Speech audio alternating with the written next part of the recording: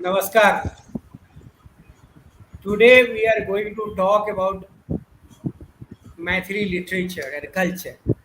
And we are going to listen to a person who is a Tamilian and a professor of MIL, Modern Indian Languages, at the University of Delhi, who has a specialization in Tamil and folklore. And she has been translating Maithili from Maithili to Tamil. And most interestingly, Professor D. Uma Devi encouraging her students, those who are coming from Mithila and Bihar, to translate Maithili literature into other regional or pan-Indian languages.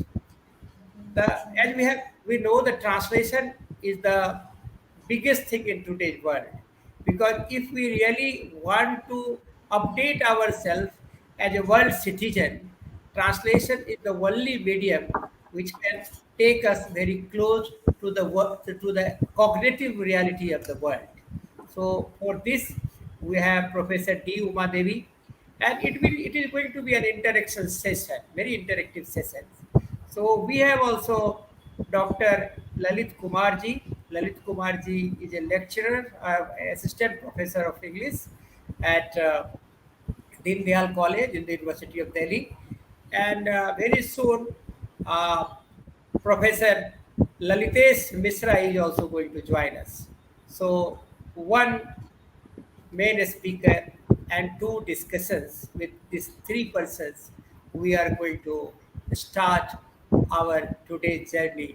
We are very curious to know how a lady from Tamil Nadu, thinking about Maithili literature and culture, the art of translation, what is the beauty and aesthetical sensibility teaching must in Maithili literature, which has encouraged her to translate them and to encourage her students and associate to translate them into Tamil and other Indian language.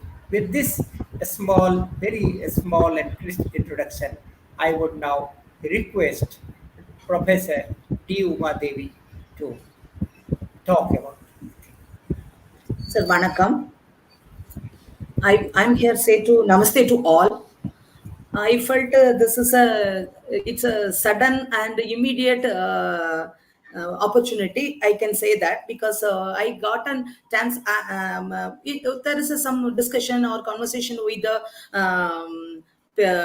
Maithili cultured and Maithili literary person. So it's a very happy and a very happiest moment for me because I don't know how I was very much attraction towards Maithili. That's also it's psychologically I'm getting some affection towards the Maithili literature because in my childhood I saw a movie which is on Vidyapati. It's a big movie, but it is one role which is attracted me that there is a person. The movie says that in Tamil movie in my 8th standard I saw that movie which was a Vidyapati character was introduced in Tamil tradition as not a poet, but initially the character was mentioned that he could not speak. So the Saraswati came and given the boon that he could recite poems. So then he started to recite poems, and he strongly stands for the what is the knowledge system, what is the knowledge and all. So that character influenced me. Then after that I was very much interested to read Vidyapati poems and my later my MA and all. So first that is the basic idea which is started me to read the Maithili poem. And one time I was searching in the library, I saw a book which is on Vidyapati. It is written by the written some one. It's the basic is has taken from Ramnath Jha's ideology about Vidyapati, and it was translated in Tamil by M. Bhupati Kanya. His short name is Kanya. So that book I have read it, and I was really very much interested and started to search some Vidyapati poem in the online. So when I started to read some Vidyapati poem, I was reading, but many poem, most of the poem which was translated, which was available in the online, which are love related poems. So, but love means again, according to our Sangam and all, love poems are something which is very much interesting, very much interesting to me. That it is says that only one line which is makes me that how Vidyapati poems are. People told me in that discussion and all, in that it is an erotic, but it is, I did not felt anything erotic. It is an like a Sangam Aham poem, which is deals the love as a conceptual emotion. So I felt the same feeling which is Vidyapati told, that I like the girl who we can be the, you are be the my dress, like that, the way they are mixing or merging each other, that you would be my dress. So this point I was very much happy, and I felt very happy that it is also a conceptual representation of love, particularly conceptual representation and emotional representation, and very symbolic, and it is an emotional related of representing karma. So it is, so then I felt it, it is also in karma is represented in Tamil tradition, which is as in that perspective, it is an emotional perspective. So later I started to work on that. First I was translated the Charyapada, Bautha Gana songs, which is also Maithili speakers also demanding. Odia now got it as an classical language, but Maithili also speaking about that Charyapada is the origin of Charyapada from Maithili languages. So I translated into Tamil as a Charyapada. And then 2012 May, there is a Sahitya Academy professor Sirpi. He told we have to be encourage Maithili language. We have to make the people to translate into Maithili novels into Tamil, and vice versa. He told that. So it was very interesting. I felt I want to be work on that, and then it makes me to search more on Maithili. So there is some translation came in Tamil, but then I want to be work on that, but I could not spend, because my area of working is folklore and all. But whoever students coming from Mathila, I encourage them to work on the Mathili literature. That is particularly I encourage them to, you people have to write your regional language. You have to be do research on your regional language. It would be helpful if you bring out some data in English. It would be more helpful. So, and then I was also trying that time. I got a chances to Women Indian Literature paper syllabus committee. I was in the syllabus committee, MA Comparative Indian Literature.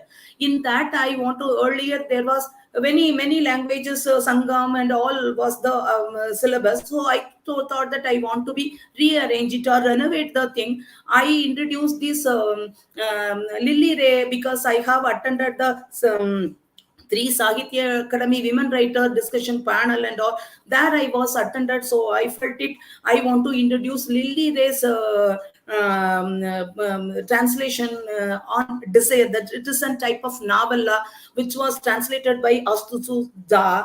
That book was available in the online. I got it. So after that, I introduced in our CBCS format of syllabus in modern Indian languages and literature. But it is then Savita Jha and all are encouraging me continuously, and they are helping me to read more about Mathili literature. They were giving little bit guidance to me, and one student Akanksha Jha also I introduced to them. Then she is also strongly working on Mathili literature. So Mathili means, we are identified, Mathili means a Sita. Mathili means Sita. So Mathili means Sita. I was working about Sita. Sita is in our Tamil tradition. We are considered Ravana. Ravanan is a Tamilian because he is a Sri Lanka king, and he is basically Tamilian. And we have a narration on Ravanan and Sita. Both are father and daughter relationship. So we felt Sita is also our one of our daughter. Like we felt it, because there's a story which is related to Sita is with Ravana. Ravana and Mandodari both, they have no daughter. So they are went to and pray to Lord Shiva. Lord Shiva give a boon to them. So that boon make he given one mango that you have to eat the given to the Mandodari the flesh, and you have to eat the seed of the mango. But when Ravana started to taste it, it was very tasty. So he started to eat the flesh, and he given the seed to Mandodari. So he was become pregnant, and he was when she is coming, when he after that the mature growthness happened.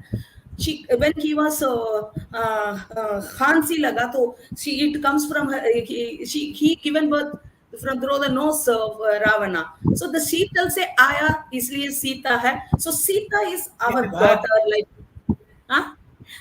Wonderful, What's wonderful. Carry on, carry on. You Sita know, is our daughter.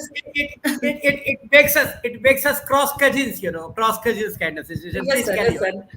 So we felt it. I felt it. Oh, okay. Sita has also. So Sita, Ravana has a very strong or one attraction towards Sita due to that he has an she is a daughter of Ravana, and so he kept the Sita not in a public, not in his palace and all. He kept her in the he make her to sit in a particular place which is with around women soldiers and all. So in that way Ravana kabhi bhi Sita ko tank nahi kiya. That is the our perception, and this is the understanding of Sita. But I was asking to the this Bihari people, how you are, Bihar people and all. I may ask, sir, some words I'm not much more fluent in Hindi. Some words are maybe in a wrong sense I'm using. Please don't mind it, because this Hindi little bit cultural variation. Sir, that Please, the please, please one. continue. If there will be a if there will be a need of correction, it will do हाँ, this. Please sir carry on. ठीक है Carry on. Okay sir हाँ so then one professor, we can say that he is an assistant professor. He told I have a conversation. He's a Muslim boy. So I asked him very much interestingly. I asked him that what is the relationship? Sita is coming from the earth. What is the story? Do you have any story among the Sita? So he told that story. I was really surprised. It is a very logical reason. He told that when Ravana was become an Asura, Ravana was become Asura, and he killed all the saints. He killed most of the saints and buried in the earth. The Ravana killed the saints and he buried in the earth. All their bloods are become.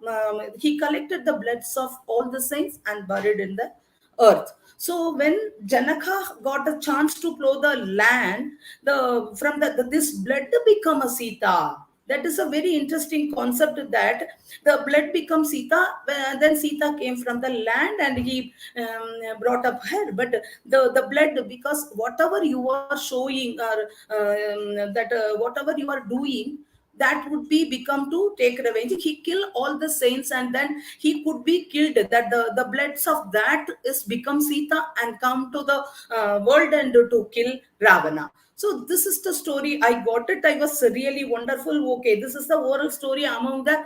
It's among the Muslims who are speaking. He told that his mother and father who told about Sita is coming from the land, and it was not Sita. It is the Ravana who killed the saint's blood. He dumped and digged and dumped under the earth, and it becomes Sita, and she comes out from the land. So in that perspective, it is very wonderful about the narration related. Sita was very much interesting among the tradition. So in that perspective, I was also very much interesting to work on the Sita and Rama, the story, which is very much interesting. And I want to be speak about more that some books. What are the books? Sir told me then I was working about that. What are the books who are translated into the Tamil books who translated into Maithili, and Tamil books who are translated into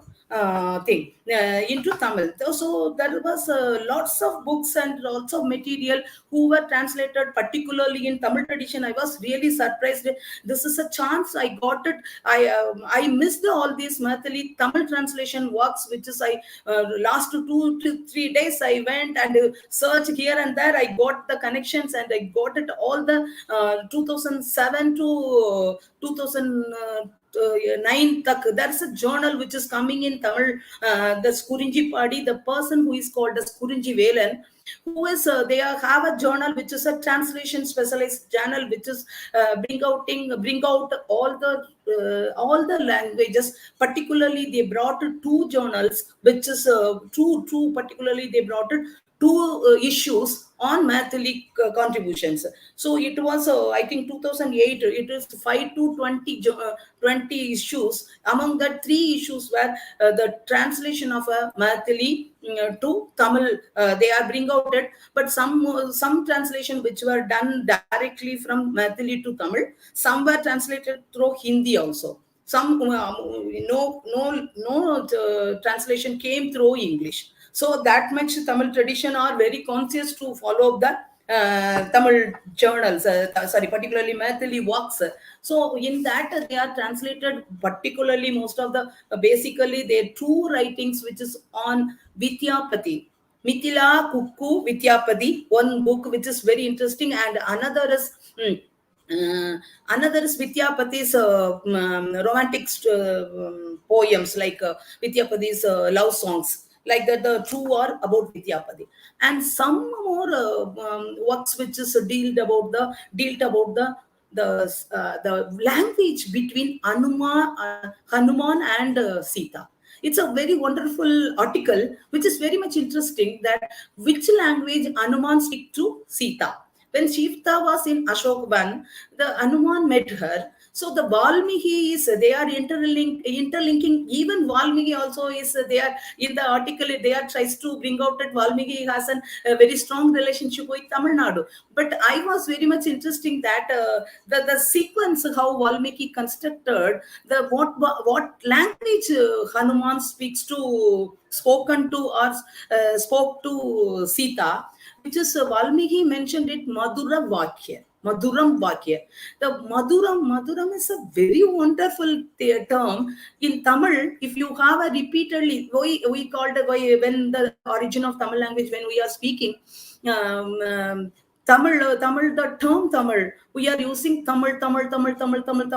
If you are saying repeatedly, it reads Amurdam. Amrut, Tamil, Amurdam. We are Amurduko. We are using the term nectar or Amurdam. Amurd.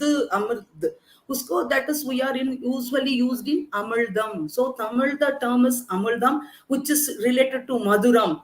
The term Madhura Vakya means it is Hanuman is very afraid because Hanuman, if he speaks in Mathili language, then it would be problematic. Maybe Ravanan change his things and all. So Hanuman speaks particularly in Tamil that communicated to Sita. That is an article which is very wonderfully the term Madhura Vakya they are taken and they are tries to prove that it is a word which is Hanuman speaks to the language to yes, because Hanuman is we are identified that Hanuman is related to Sri Lanka and all. So Hanuman speaks in Tamil to Sita that Sita understand. That is the point. I read it. It is a very good article. 3, 5, 6 pages. I read it 2, 3 times repeatedly. It was very much interesting to me. So that article was also in that, and other articles which is related to even they are working on the Mithila's art paintings method and all. What are the content in that? That article also they have, and Mithila's folk performances, different type of folk performances they worked on that. It is a Mathili writer who written in Hindi. From that they translated the different type of dance forms, folk dance forms in Mithila was translated into Tamil. It was published in that journal. So in that usually I also written an article on Sami Chakeva. Sami Chakeva dance performances, which is they are created, but now I did not get it that type of details. But now I realize When I was working, I have written the article in 2019 or 20 on that I sibling ritual. I was working, but that I could not get this much detail from the every student. But I'm asking many people, they don't know about that. But now I read that article, I got it lots of points, which is what is the regionality, how it was performed with the different type of birds, and it's how it is making. It's a I according to myself that Sami Chakeva dance program performance is the ecological balancing the birds to save the birds, according to my understanding. Even it is one type of ritual which is related to brother and sister, but I felt that it is want to be, it should be it is making the things which is very strongly point out the balancing. That time I think birds are coming to that area, the Mithila area. Migratory birds, you Migration mean? happen, so that it is one type of ecological balance. It's an ecological ritual, but sometimes it is identified as a sibling ritual, which is it's a sociological, it is as a two perspective we can take it. It is the function is two perspective, they are including ecology and the brother and relationship. That all the detail that was available in that article also. And another one thing where in that Fertility it also, is fertility also, because fertility aspects also. they go to the agriculture field, and do Yes, sir. perform some rituals, does ritual incantations also. They do this. Okay, okay, sir. And another one thing, I have many two, three monthly family friends. I went to their home when their function. They are preparing plenty of dishes, which is it is uncountable. They are selling 144, 44, 55 like that. Why these particularly monthly regional people have this much food and all? I asked many people to for the field work, why you are particularly the different type of dishes, what is makes you this much dishes? Because once I called them to my home, I prepared just idli and chutney and when some small sweet. I felt it, I have served a lot, but later I went to the I was very much happy that I was served a lots of food to them. So later, when I was went to their home function, I realized that array of one this much dishes, this type of variety of dishes, why it is happening. So I asked, I started to my field work because as a folklorist, I was asking to everyone that different type of food dishes and all, which is how it is in DNA, how they got it. So there's a very important. Very important story. One person told me that madam, when the war of Ravana and Rama killed Ravana, and then he come back to towards Ayodhya. But in Ayodhya, with the warriors and all these people, most of the people who are taking all the different type of food, very type of food, they are become lots of food they are started to eating. Even don't this is a oral narration, which is maybe it has a different type of it is a different type of perspective aspects, and it is an internal function that we can find out it later. But he told that then Rama told that, oh, I could not make them to give proper food here, and then Ayodhya become a scarcity, and also that we have to be. He went and he kept his अपना ससुराल का house में उनको रखवा दिया. So that is the Mithila's community people they are living. So they have such a rich food of culture started. They have the rich. This is the reason they are taking rich culture food and all. And he told that still we are a very much little bit hesitation to give marriage करना. Particularly Sita faced lots of issues and problem. So हम तो थोड़ा उस जहाँ अयोध्या के द्वारा का जहाँ में शादी करना भी even we don't like it, because we don't want to give our daughter to that area, because already Sita suffered a lot with the relationship with Rama and all. So these are the things which is the narrations around the Mithila region, which was I was trying to collect it, and then I was interestingly it was much interesting to me. It's a new perspective to me even. Okay, then the thing I want to be discuss about the particularly Vidyapati poems. Vidyapati poem I want to be work on. Vidya wants to work in a different perspective, because Vidyapati poem is some people who are saying it's a bhakti related representation, and particularly I'm working in women in Indian literature paper, and I was working on women perspective. So I felt it. The Vidyapati's writing should be seen in what perspective we have to work on that. How particularly the Nayakan Nayaki Bhava, which is very bridal mysticism. It is in English we can say bridal mysticism. I worked on bridal mysticism of both the men's bridal mysticism and women's bridal mysticism. But in here it is the poems of Shiva, the narration of Shiva. It's a very interesting thing, so that there is a technique, literary technique, which is speaking to appreciate. If I want to appreciate a person, I would have want to be make it more to give a description, which a description unconsciously that about the I am unconsciously nahi hai, it's consciously I can a poet can be describing about Shiva. Shiva is a very rough person. He wears this. He has the necklace of a snake necklace and all, which is the description. And according to my understanding, because Vidyapati is showing the Shiva as the Himalaya mountain, the Himalaya mountain is replaced by the narration of Shiva. The symbolic representation of Shiva is only Vidyapati's experience with the mountain. He wants to be express the mountain, the Himalaya mountain, which is very big, and which is we cannot be understand what is there, and the water, and the neck is the snake is the snakes are living in the mountain, and the Ganga, which is coming from the head, which is symbolically a woman, and unka the jada that is in his hair, and all is the long big trees and all, which is symbolically he identify. He want to be represented to represent the Shiva in as a Himalaya mountain. I felt that perspective, the representation, what is the explanation given by the Shiva also. But even Vidyapati period, he was very much conscious about that the equality.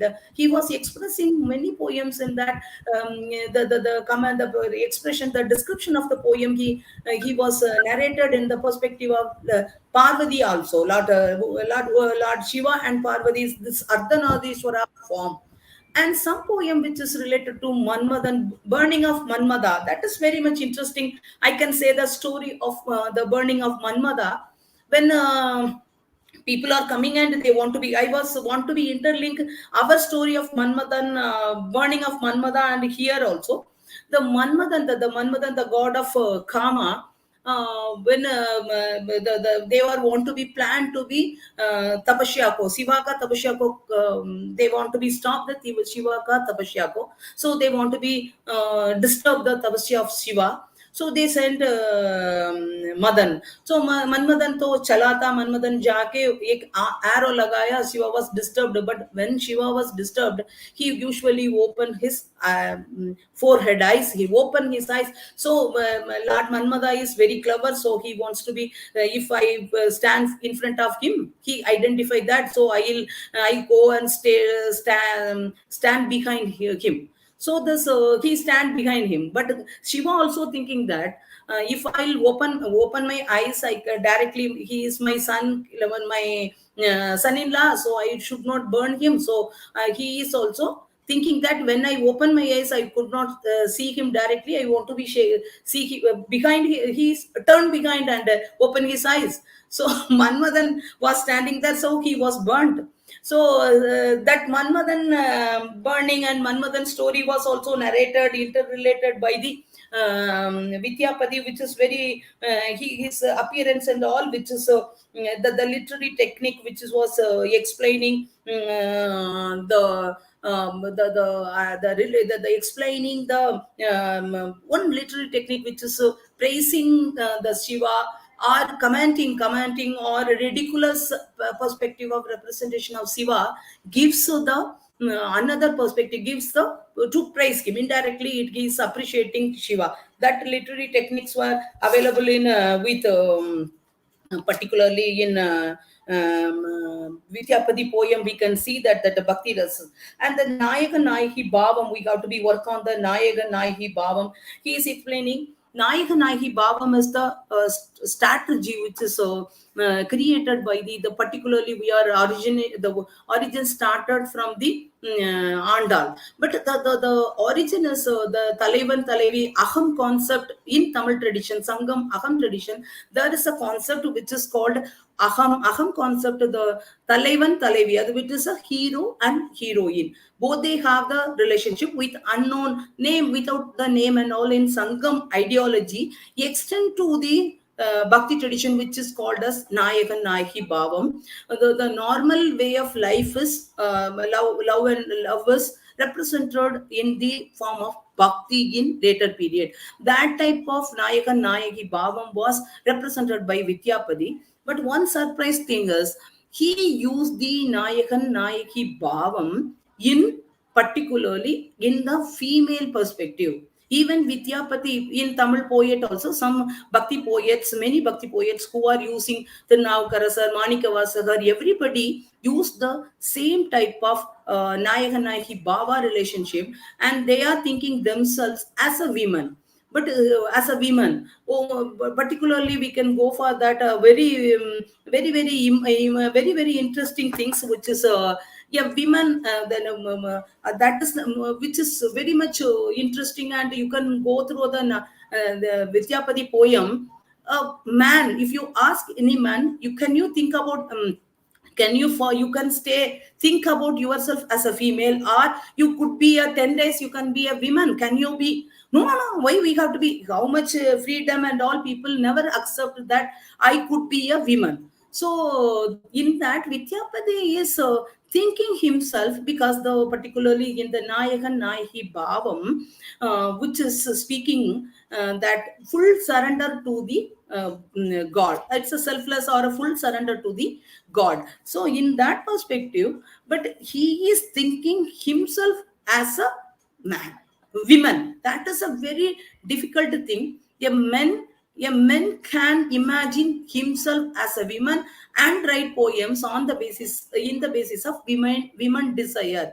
In his other poems also, which is very strongly speaks about the women desire. The thinking himself is very much difficult. A man cannot be even think about and the feelings of representation of himself as a woman and represent all the things, which is the success is very less, because a man could not be thinking like a woman. Women can has its their own experience and the feelings and the submissiveness according to the cultural and perspective, and the strong 100% he is giving the surrenderness. All these things are very very all these things are very deeply Vidyapati ke andar tha. Vidyapati ke andar, how he imagined himself as a woman.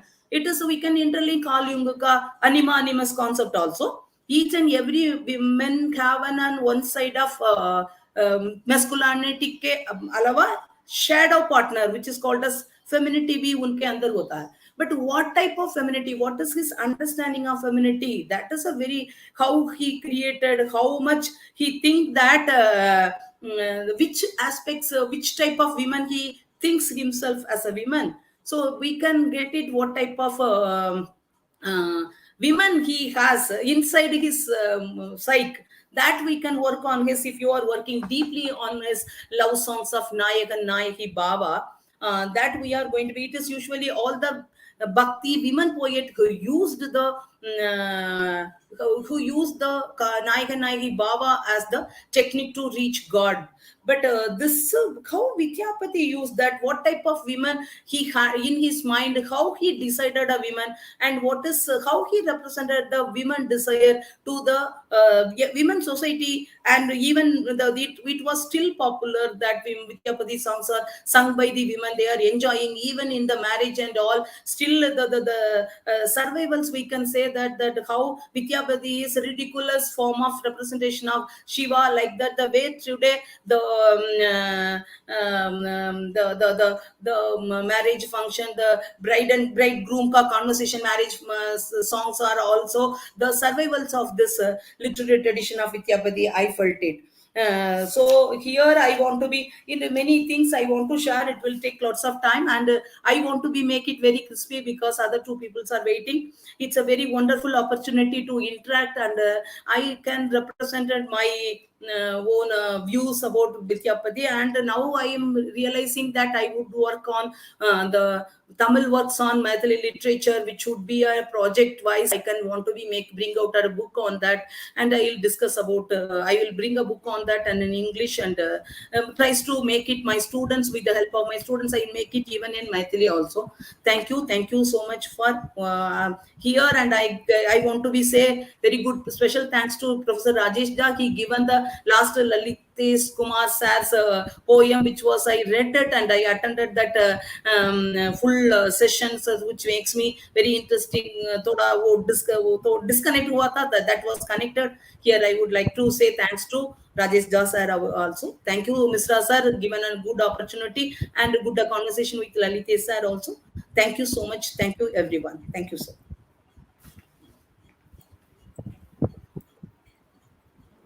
It was an excellent deliberation, and I think we have two experts, Professor Lalitesh Misra and Dr. Lalit Kumar. So, Lalitesh sir, आप अपने आप को unmute कर लें. Kindly unmute yourself. And I would now request Dr. Lalit Kumar to respond to our lecture. Dr. Lalit Kumar. I hope I'm audible as well as Yeah, Yes, yeah, yes. yeah. Thank you so much, sir. Professor Lalitesh Mishra ji, Professor Uma Devi, Dr. Kailash Kumar Mishra, and other viewers. Thank you so much, Folk Brain, once again for organizing this wonderful session, wonderful discussion on Maithili and its reception of Maithili literary icons in Tamil literary culture.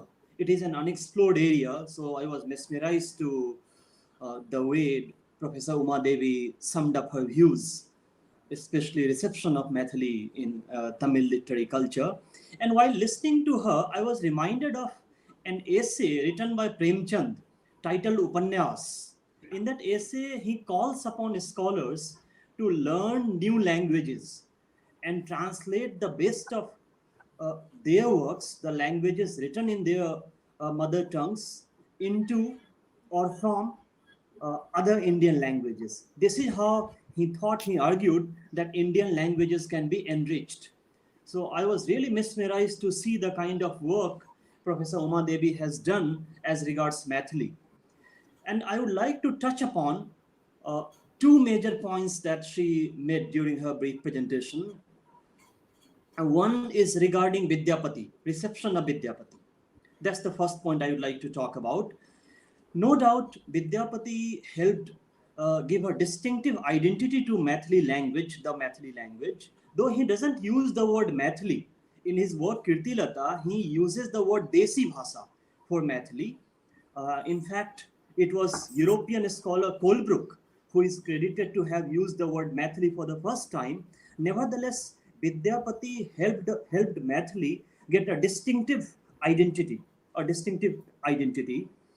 And a discussion on Vidyapati becomes even more important, especially with regards to the distinctive identity of Maithili, because when in the neighboring province of Bengal and in the heartland of India, literary historians started writing histories of Bengali literature, histories of Hindi literature, Vidyapati was appropriated by Bengali literary historians as well as Hindi literary historians. In fact, several Maithili scholars such as Amarnath Jha, Jaykant Mishra, who wrote the first history of Maithili literature in English, they expressed their displeasure with this literary appropriation of Vidyapati, Gobind Das, and other Maithili literary icons by Bengali literary historians. And they tried to uh, extricate Vidyapati from the clutches of these literary historians. And all of us, I'm sure, are familiar with the way Tagore was inspired by Vidyapati. At the age of 16, he had written 22 love poems where he celebrates the love between Radha and Krishna, and he had entitled the book as Bhanu Singher Padavali, where he uses the pseudonym Bhanu Singh. So Vidyapati had inspired several poets, so much so that in 19th century there were several pseudo Vidyapatis in Bengal. There were several poets who had started writing in the name of Vidyapati. In the name of Vidyapati. And Grierson, in his book Maithili Christomathi, I keep on quoting Grierson because he was the first European who had made a conscious attempt to compile all the available literary as well as non-literary specimens of Maithili in his work Maithili Christomathi that he wrote down in the 1880s. There he uses the term bastard Vidyapatis, the way Vidyapati was not emulated, but the way Vidyapati was copied, and several poets had started writing in the name of Vidyapati. So I was glad the way Uma Devi started the discussion on Vidyapati, but I would like this as an entry point to push ourselves a little further, because the world outside Mithila needs to know that we have had not only Vidyapati as a literary icon, but several other literary icons. Yes, The sir. Maithili speaking world, in Maithili literary culture, between Vidyapati and Lily Ray, we have had several literary icons. My non-Maithil friends often ask me, don't you have any other literary icon? All that we hear is Vidyapati. So we also need to revisit and unearth Maithili literary culture so that the world outside gets to know about other literary icons, other Maithili literary icons. And today, very briefly, I would like this opportunity to discuss another icon, Jyotirishwar. Jyotirishwar, who had written Ban Ratnakar in 13th century. And he actually predates Vidyapati by almost 100 years. And Jyotirishwar's Varn Ratnakar is an important text because when Maithili literary studies were institutionalized in Calcutta University in 1919, it was the first text that was offered in the MA curriculum of the university when MA in Maithili was offered. And the book was discovered in the 1880s by Pandit Harprasad Shastri, who worked for the Asiatic Society of Bengal. In the 1880s, he was entrusted the task of finding old Sanskrit manuscripts. So Pandit Harprasad Shastri, with the assistance of several other Pandits, went to Nepal, Bihar, Bengal, Uttar Pradesh, and several other parts of India and Nepal. And from the Raj Darbar of Nepal, from the library of Raj Darbar of Nepal, he got a tattered manuscript of Ban Ratnakar. And that was the place from where he also procured some copies of Charyapadas. Today, Professor Uma Devi talked about Charyapadas, and she also hinted at how in Orissa, Oriya literary historians, Assamese, Bengali, Hindi, as well as Maithili literary historians claim Charyapadas to be their own. They trace their literary heritage to Charyapadas. But I am saying this not as a Maithili speaker, not because Maithili is my mother tongue, but I am trying to say this from an objective viewpoint. That the claim of Maithili on Charyapadas becomes even stronger because most of these texts were composed in Nalanda University. Professors of Nalanda University had composed these texts, though they were mainly Buddhists. These are Buddhist texts, but Nalanda was the site where Charyapadas were mainly composed by Buddhist professors, Buddhist scholars. Nalanda was also a major center for translation studies. We may talk about this later. This is not the right time to talk about the institutionalization of translation studies at Nalanda, but I have used this as a starting point to say how Van Ratnakar was procured. A tattered manuscript of Van Ratnakar was procured from Nepal Darbar Library, and it was written, the text was written in Mithilaksha. That was supposedly the original script of Maithili. And back then, Ashutosh Mukherjee was the vice chancellor of Calcutta University. in 1919, along with Bengali, Oriya, Assamese, and other Indian languages, Maithili too was institutionalized. Though it has it has a fascinating history. There's a fascinating history behind the institutionalization of Maithili literary studies in Calcutta University, because initially Ashutosh Mukherjee had forgotten to include Maithili in the list of modern Indian languages which were to be taught at Calcutta University. Then Braj Mohan Thakur, a professor of Hindi at the university, intervened. And Ashutosh Mukherjee told him that if you can collect 2,000 rupees within a week, I can include Maithili. And within 5 to 6 days, Braj Mohan Thakur ended up bringing 10,000 rupees. Ashutosh Mukherjee was surprised. And then finally, Maithili was institutionalized in Calcutta University as a separate subject, and Van Ratnakar became the first text which was included in the curriculum of Maithili. But what had happened back then was that the manuscript of Van Ratnakar was transcribed into Devanagari. The sudden death of Ashutosh Mukherjee didn't let technicians develop the font of Mithilaksha. And in the transition from manuscript culture or orality culture to print culture, Maithili ended up losing its distinctive identity, because all of us know that a script is very important for giving a distinctive identity to a language. Ashutosh Mukherjee had tried to get it printed in Mithilaksha, but back then the book was printed not in Mithilaksha but in Devanagari.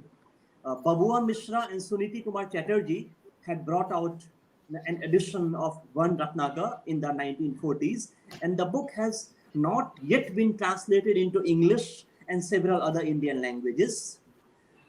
So before Vidyapati, we had such a wonderful, such an excellent literary icon like Jyotish Rao.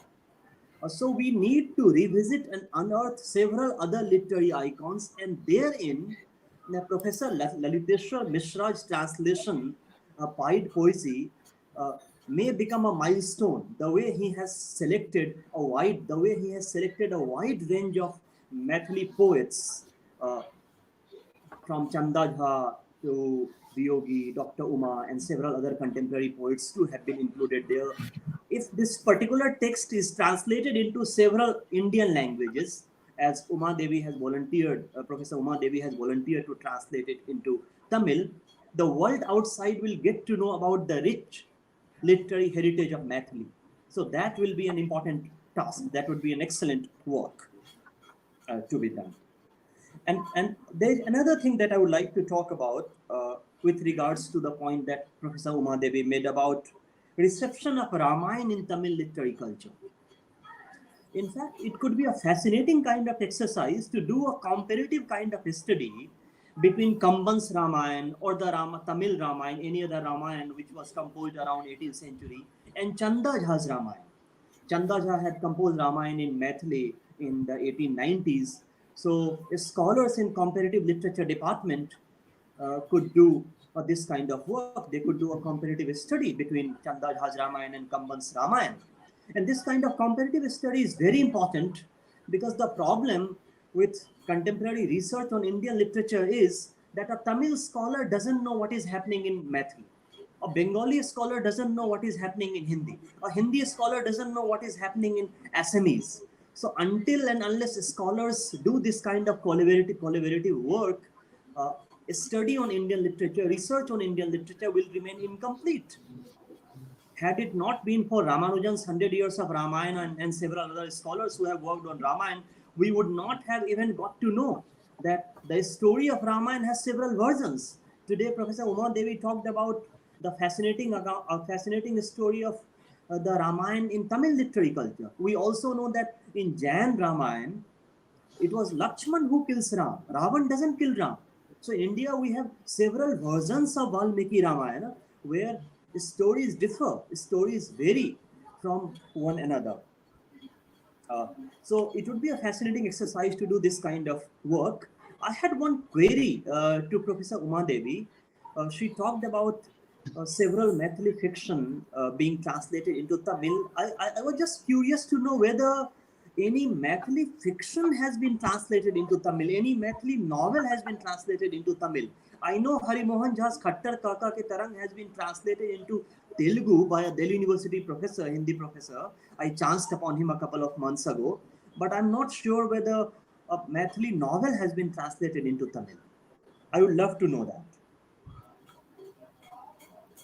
So thank you so much. Sir, can I react for this? Can I reply? No. You can react, please. Okay. Sir, Lalit sir, it's wonderful. What is your views? I also searched. I don't want to work on Vidyapati because most of the people who are working on Vidyapati. So I also searched many things, many other who I seen from the Wikipedia and that authors. I have searched from other places. I couldn't get it in even in the online anywhere. I couldn't get it. So fine, but so I approached the Tamil people. They are sending small articles. I did not. They are scanning and sending. With that, it is not clear. I could not take it. Other people because we are also discussing all the time with Vidyapati because many different type of aspects of Vidyapati where we discussed with our students also. Sir, but the stories, some stories was translated. I think it is. I could not get all the stories because I got it only 144 pages of scanned things. I read it last 2 days. I collected because it's a very short time notice. If I would have get it within I got it next week, I would have explained in a different many Maithili authors who are popular in Tamil tradition. So, but sir, it is some short stories was translated. It was 5. I can say that it is a 5 translation, which is Kedar Khanan and Pradeep Bihari's Subhash Chandra Yadav, Ramesh Harimohan Jha, Rajendra Pardeshi. इनका सोरा short stories translation हुआ. अलग-अलग different Tamil persons who translated, and some other poems of Vidyapati, Vivekananda Thakur ka, Ajit Kumar Azad, Dev Shankar Naveen, Vinay Bhushan, Jeevakant, Kangesh Kunjan, इनका पूरा poems को translation हुआ.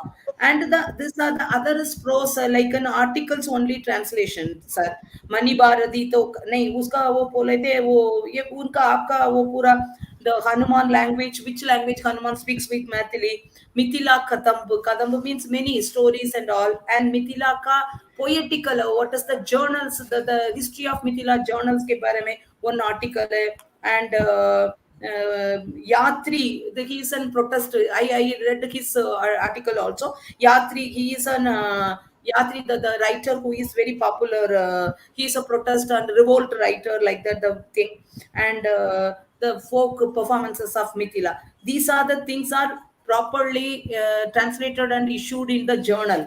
But other 3 books which is available, which is one is our there is no novel was translated. I think I searched many places. I approached all the people. I couldn't get it any novel which was translated. But I asked the initiation by the Sirpi Balasubramaniam sir, who is a Saketya Academy member. I approached him. He couldn't remember that any novel was translated. So I think still there is no novel is translated into Tamil, sir.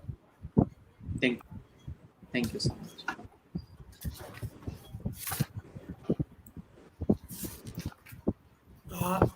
May I now request Professor Lalitesh Mishra to respond?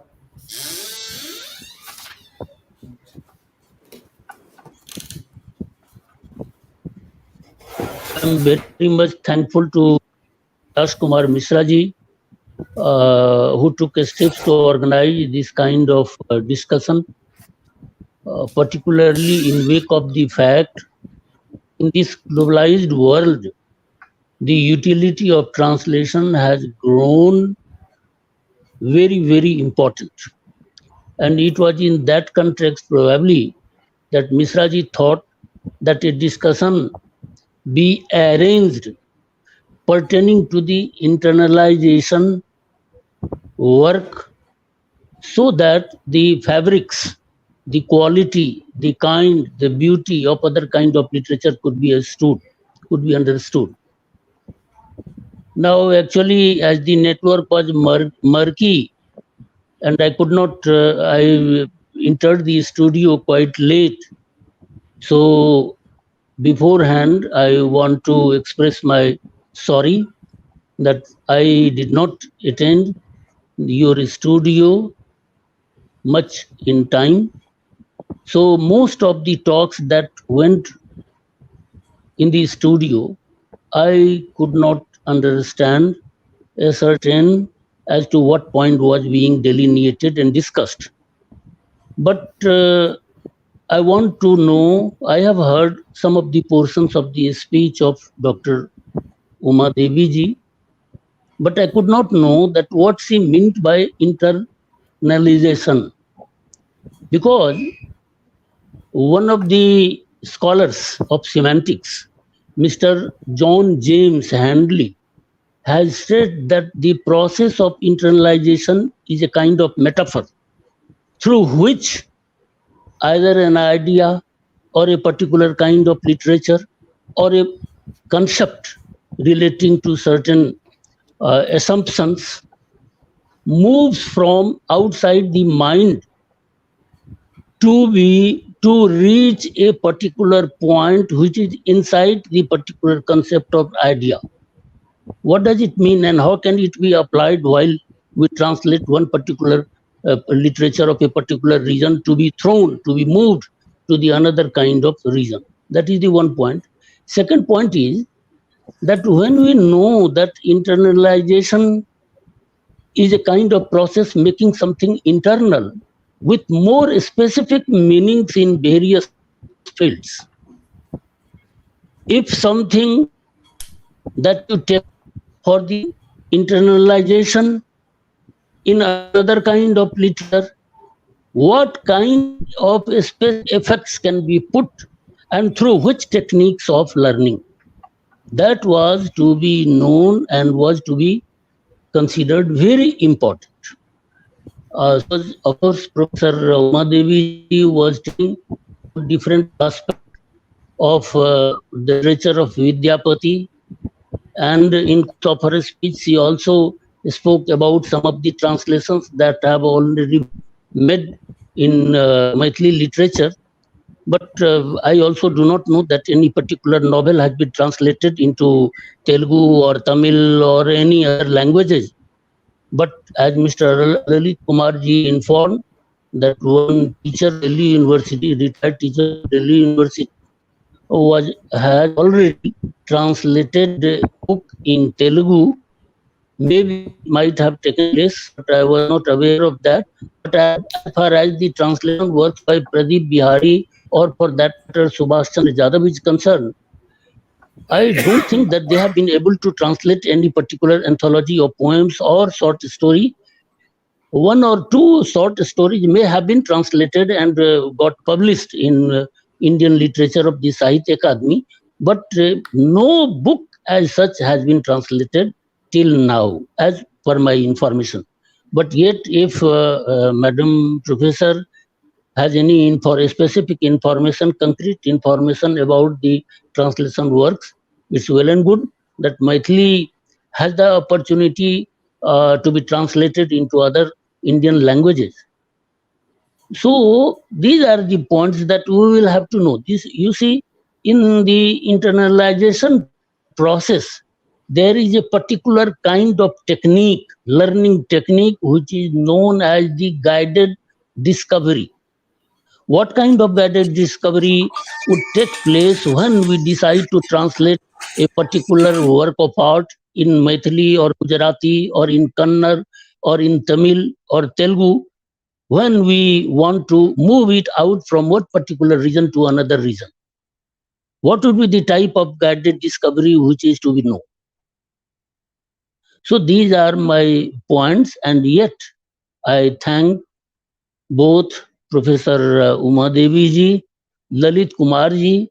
They have at least presented the background of Maithili literature, which is so rich, which is so so much desired to be translated into other languages, then only the beauty of it, the efficacy of this language, Maithili language and literature could be ascertained, could be known, could be realized. So this translation works have to be done, but first, beforehand, we will have to decide that what kind of methodology will be employed to make a better kind of translation, so that wherever it goes in the form of translated literature, it could be appreciated, it could be applauded, it could be, praised. So that is what I wanted just to know, particularly from Uma Devi ji, who has decided to get an anthology edited by me to be translated into Telugu. Thank you, Mr. Kailash Misra ji, who makes a very scholarly, opportunity for having a scholarly discussion on such issues which are very rare and rarely discussed upon. But for the health of a good kind of literature, this kind of discussion is very necessary in my view, and I must thank him again that he could be in a position to bring us all together here in his studio and could provide the opportunity to have a discussion, threadbare discussion on this particular topic, like the internationalization of as far as I know, that this particular word is not used for the literature. It has very recently been adopted in the field of literature. Actually, it's this particular kind of word that we use for literature internalization. It is used in commerce particularly. In sociological terms, you see, it's a process of learning something which could be produced in a better manner, in a novel way. So what will be the novel way? What will be the novelty when we go in for this kind of process of learning? So these are the points that have to be explained threadbare, so that the quality of literature could be perceived, could be understood properly. Thank you so much. And I wish we shall be meeting again to take this matter further for a tangible discussion on the issue.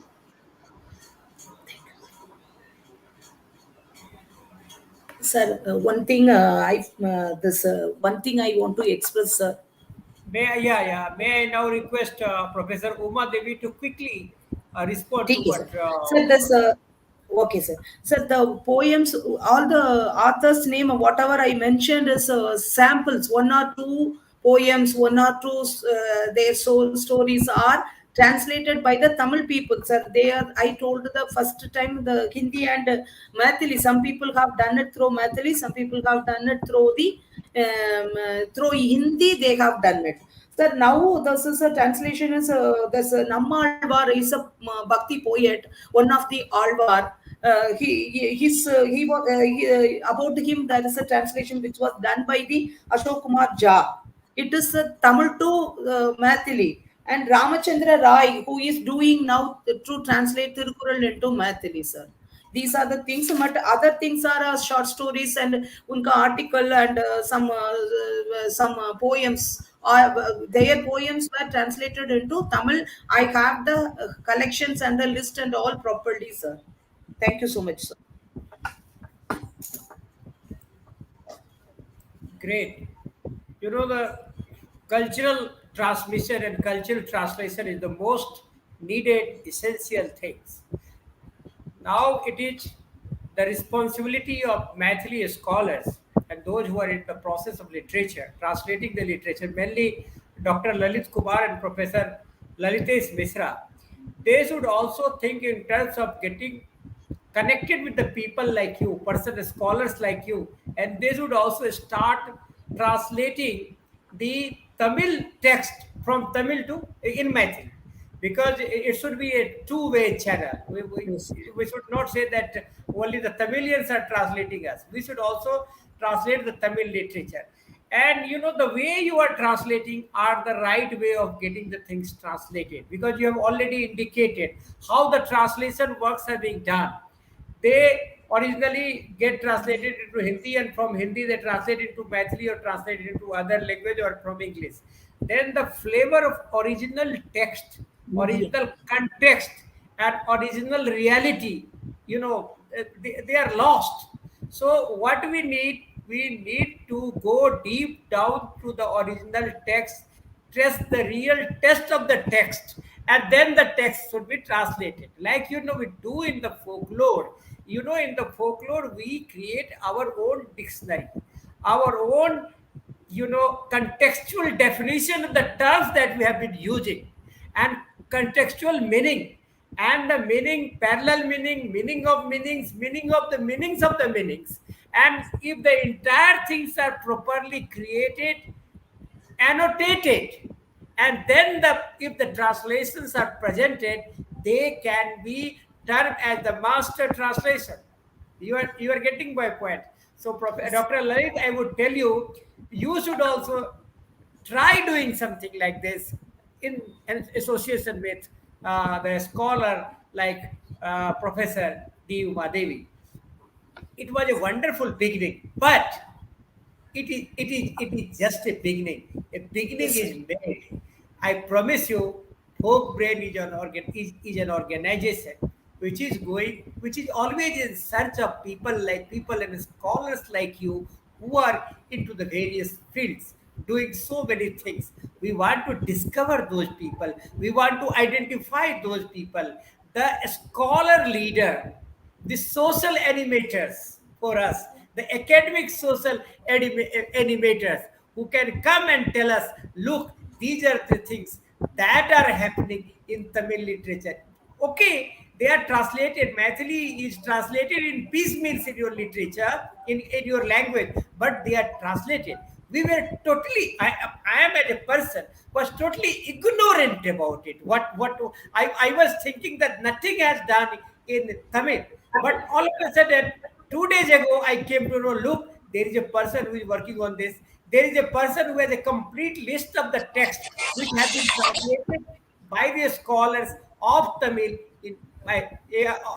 of Tamil, from Maithili to Tamil. So these are the great beginning, and we'll keep on searching such people, such context, and such situations, and we'll invite people to come and share their thoughts with us. Thank you so very much, Professor D. Uma Devi, for coming and sharing your thoughts. Thank you so very much, Professor Lalitesh Misra, sir. You are always a very, very helping hand for me. You always support me. You always I give think me internet is not properly working. That's why a lot of differences are there, and we are not communicating properly to each other. sir. And thank you, Dr. Lalit Kumar. So thank you so very much again for coming and sharing your thoughts. Thank you. Thank you. Thank you.